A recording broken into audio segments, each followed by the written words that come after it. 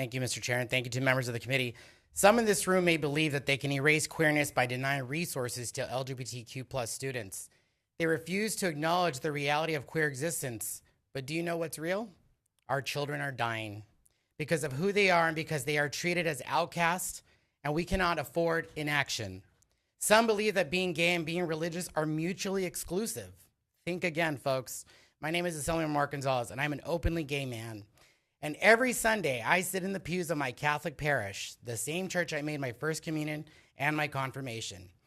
I pray the same prayers, kneel at the same altar, receive the same Eucharist, and open my heart to the same gospel that teaches love, mercy, and justice.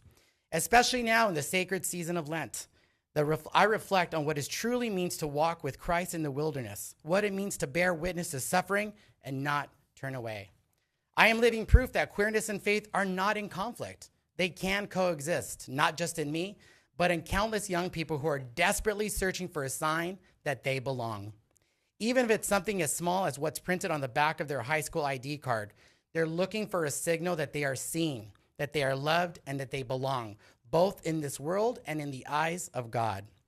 To those who raise concerns about religious schools, I hear you. I understand the value and sacredness of faith traditions. But I also believe that our faith compels us to do more, not less, for the most vulnerable among us. In Matthew 25:40, Jesus says, "Whatever you did for one of the least of these brothers and sisters of mine, you did for me." That verse doesn't come with conditions. It doesn't say only if they fit your image. It says whoever, because Christ's love is boundless. And if I may, I take inspiration from my own namesake, Saint Mark, the evangelist, whose gospel reminds us again and again that faith is not passive. It demands action. In Mark 12:31, Jesus says, "You shall love your neighbor as yourself. There is no commandment greater than these."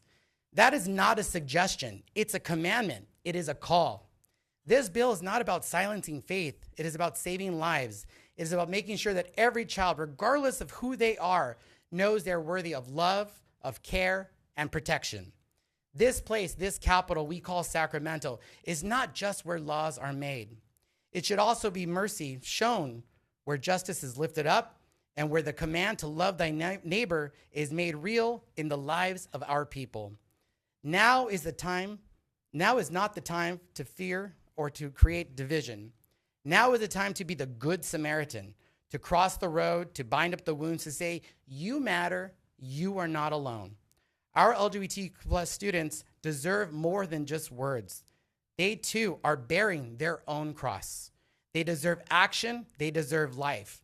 And for those of you who are considering or thinking about suicide, you can call 1-866-488-7386 or text 678-678. With that, I respectfully and prayerfully ask for your I vote.